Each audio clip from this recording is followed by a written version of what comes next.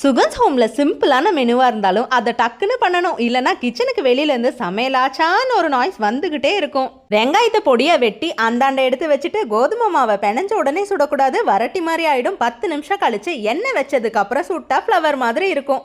எண்ணெயை சூடு பண்ணிட்டு கூடவே சீரகம், மிளகாய்த்தூள், வெட்டின வெங்காயத்தோட மல்லித்தலையும் சேர்த்து உப்பு உங்கள் சாய்ஸ்ல சேர்த்து மேல இருந்து கீழே, கீழே இருந்து மேல நல்லா பெரட்டிக்கணும். அளவான மாவை எடுத்து இன்ஸ்டன்டான ஸ்டஃபிங்கை வச்சு கையிலேயே நல்லா உருட்டி டப்பு டப்புன்னு பெருசாக்கியாச்சு.